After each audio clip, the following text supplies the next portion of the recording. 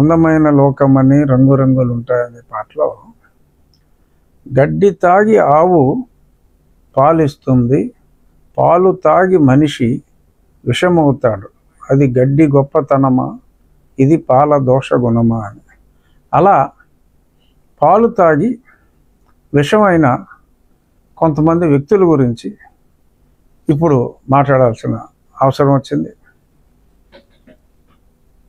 విషయం ఏమిటంటే, మరి నిన్న మొన్న కామన నాగేశ్వరరావు అనే ఒక వ్యక్తి, మరి ఆయన ఎవరో కనుక్కుంటే ఆయన యువజన శ్రామిక రైతు కాంగ్రెస్ పార్టీలో ఏదో ఇన్ఛార్జ్ పదవి ఆశించి అది ఇంకెవరో రాయుడు గారికి ఇచ్చారని చెప్పి నిరాశ నిస్పృహలతో ఉన్నవి లేనివి మాట్లాడుతున్నట్టుగా మరి జనం చెప్పారు. అది ఎంతవరకు నిజం, కామన నాగేశ్వరరావు అతని మొహం కూడా నేను ఇప్పుడు చూడలేదు. ఆయన ఏమన్నా ఒక ప్రెస్ మీట్ పెట్టి చెప్పారంటే, విస్సా కోడేరు అనేది ఒక మేజర్ పంచాయతీ, భీమవరం పట్టణానికి ఆనుకునే ఉంటుంది. అది తర్వాత మళ్ళీ ఇంకా విస్సా కోడేరు దాటాక కూడా మళ్ళీ భీమవరం సంబంధించిన, అంటే భీమవరం నియోజకవర్గానికి సంబంధించిన కొన్ని ప్రాంతాలు మళ్ళీ వస్తాయి. ఈ విస్సా కోడేరులో గతంలో మరి భీమవరానికి మంచినీళ్ళు లేనప్పుడు, మరి కొరత ఉన్నప్పుడు విస్సా కోడేరులో 35 ఎకరాల 70 ఎకరాలు సేకరించి 35 ఎకరాల్లో చెరువు తవ్వారు, మంచినీటి చెరువు. ఈరోజు భీమవరానికి వచ్చే మంచినీళ్ళు భీమవరంలోనే ఉండాలి అంటే ఆ మంచినీళ్ళ చెరువుని తరలించుకుంటారా?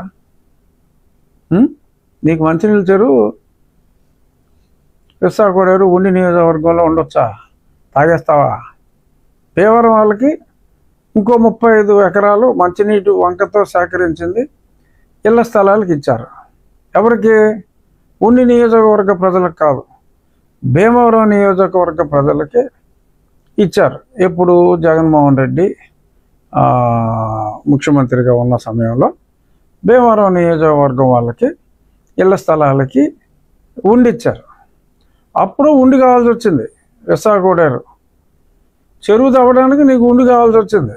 విస్సా కోడేరు అక్కడ ఉన్న వాళ్ళకి నీళ్ళు ఇవ్వకూడదని చెప్పి మరి ఇంత నీచంగా, అంటే మంచినీటి దగ్గర కూడా రాజకీయం చేస్తున్న, సరే లెక్కరు చెత్త లెక్కరు ఇచ్చారు, కొన్ని లక్షల కుటుంబాలు నాశనం అయిపోయినాయి, అదేదో జరుగుతుంది అనుకోండి, అది వరుసగా రోజుకి ఒకటి దొరుకుతున్నాడు, త్వరలో మరి ఇంకెవరు దొరుకుతారో అవన్నీ సపరేట్ ఆస్పెక్ట్స్. కనీసం మంచినీళ్ళ విషయంలో కూడా ఇంత దరిద్రంగా అక్కడ ఉన్న మంచినీరు క్వాలిటీ ఆ కాలనీకి ఇచ్చేది ఇది ప్రస్తుతం వచ్చేది.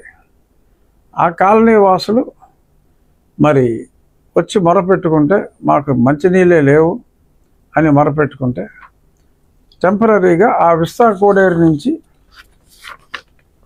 ఊరికి దూరంగా ఉంది కాబట్టి ఇక్కడ మున్సిపాలిటీ వాటర్ లైన్కి 50 మీటర్ల దూరంలో ఉంది.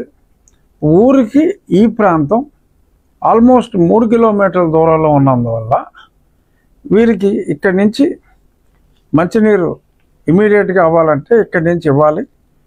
ఎందుకంటే భీమవరానికి వచ్చే మంచినీళ్ళు ట్యాంకే అక్కడ ఉంది కాబట్టి నేను అధికారులతో మాట్లాడి అక్కడ ఆ నీరు వాడిన వాళ్ళకి ఎంతోమందికి వాళ్ళ ఒళ్ళంతా ఎలా అయితే నీటి ఖర్చుకి తాగడానికి ఎలాగో నీళ్లు కొనుక్కోవాలి, ఇంట్లో ఏం ప్యూరిఫైర్లు పెట్టినా అవ్వట్లా, స్నానం చేయడానికి కూడా ఎంతో ఇబ్బంది పెడుతున్న పరిస్థితుల్లో,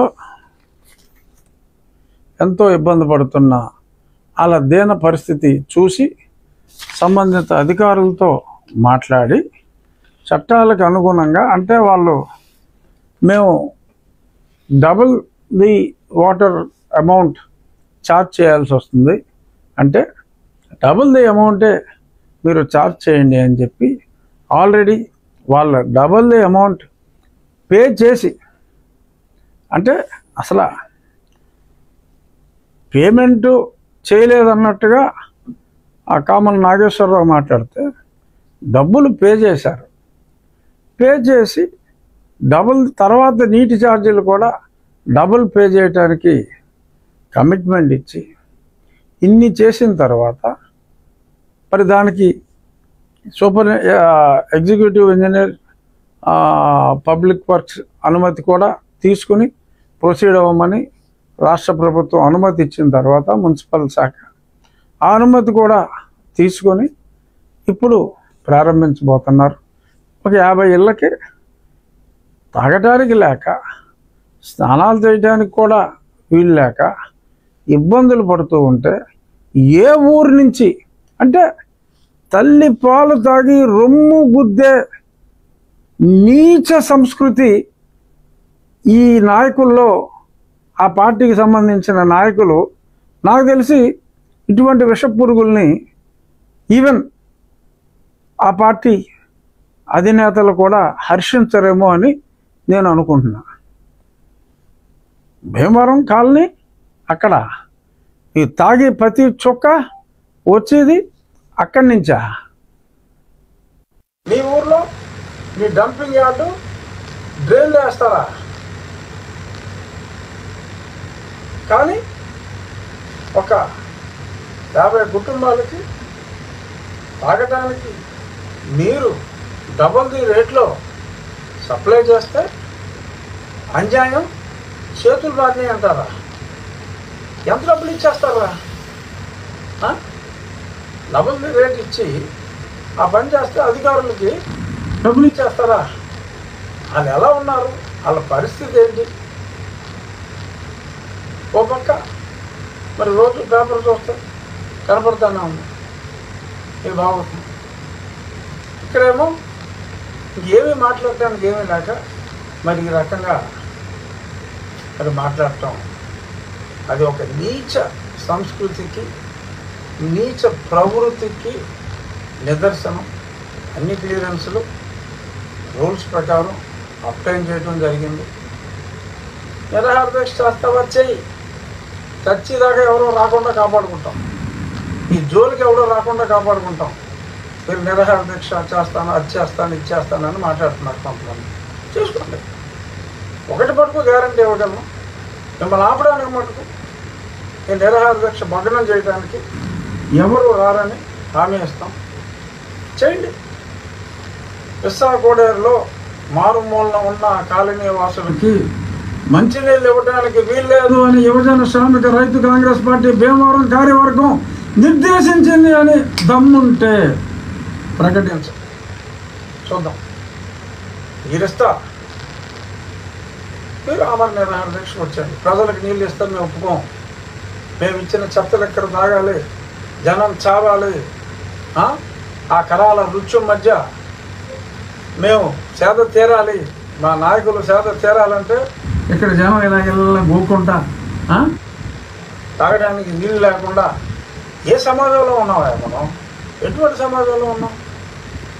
సో ఇటువంటి నీచ ప్రవృత్తికి